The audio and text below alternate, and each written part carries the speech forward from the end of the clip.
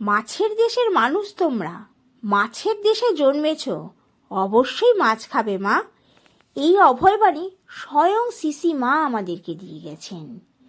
আর এই দেখুন, এক থালা মাছ ভেজে নিয়েছি। সব মাছ কিন্তু আবার জলেই শুধু জন্মায় না, কেউ কেউ এরকম ডাঙাতেও জন্মায়। এই যেমন হাফটা বাঁধাকপি সামান্য হলুদ দিয়ে একেবারে লাল লাল করে ভেজে নিয়েছি। আর এই হচ্ছে আজকের আমার মাছ। এইবার শুধু দেখুন কি কি করেছিলাম। শিলে বাটলে খুব একটা ভালো হবে না, তাই মিক্সিং জারে দিয়ে এটাকে এক পাক ঘুরিয়ে নিতেই একদম পেস্ট হয়ে গেছে। এই পেস্টটা হবে নারকেল বাটলে যেমন ধরনের পেস্ট হয় ঠিক সেরকম, খুব মিহিও নয় আবার দানা দানাও নয়। সবটা বাটিতে নিয়ে নিয়েছি। আর এটা যখন বাটছিলাম লাস্টবার কিন্তু পরিমাণ মতো লঙ্কা দিয়েছি। সব বেটে নামিয়ে খুব ভালো করে নেড়ে চেড়ে এতে দিয়েছি মিহি করে বেটে রাখা আদা, পরিমাণ মতো নুন, 50 গ্রাম মতন পনির, একটা আলু সেদ্ধ। এই পনিরটা দিয়েছি যাতে যে নিরামিষ খায় তার কিন্তু খাবারে পুষ্টিগুণটা অনেকটা বেড়ে গেল। আর গরম মশলা গুঁড়ো এইবার 1.5 চামচ দিয়েছি ময়দা।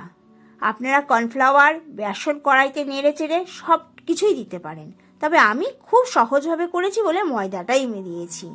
হাতে একটু তেল মেখে এর থেকে একটু করে বল করে নিয়ে সেটাকে লম্বা করে নিয়েছি প্রথমে। এরপর মাঝখানটা একটা আঙুল দিয়ে ছোট্ট একটা গর্ত করে দিয়েছি। হয়ে গেল আমার মাছ তৈরি। আর কড়াইতে অল্প তেলে এপিঠ ওপিঠ লাল লাল করে ভেজে নিয়েছি। এই পর্যন্তই ছিল আমার কাজ। আর এরপর এই মাছটাকে আমি আমিষও করেছি, নিরামিষও করেছি। চলুন তাই দেখাই আপনাদেরকে। লাস্ট ব্যাচ মাছ ভাজা হয়ে গেলে একটা ডিম, নুন, গোলমরিচ গুঁড়ো, সামান্য একটু বেসন দিয়েছি যাতে একটা ডিমেই আমার 6 পিস মাছ ভাজা হয়। এই দেখুন ডিমের ব্যাটারে ভিজিয়েছি আর বেসন দেওয়ার জন্য গায়ে কত সুন্দর বসে গেছে। অল্প তেলে একদম কুড়কুড়ে করে ভেজে নিয়েছি।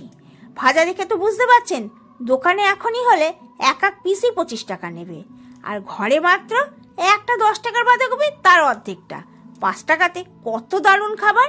ভাতের কোনায় যে পাবে সেই তো একগাল হাসি। তবে আজ অনেকটা বেলা হয়ে গেছে জানেন, বন্ধুকে পাঠাবো এরকম একটা জিনিস। ওই যে আমার নিরামিষ বন্ধু আছে, তার জন্য আবার একটু ধনেপাতা দিয়ে এরকম করে একটু মশলা করে নিলাম। তাকে ভাজা দিলে সে তো ভাজা খেয়ে শুধু মন উঠবে না তার, এই জন্য 3 পিস আলাদা করে একটু রান্না করে উপর থেকে এই সস আর গরম মশলা দিয়ে তারও এই মাছের ঝাল করে দিয়েছি। বাই।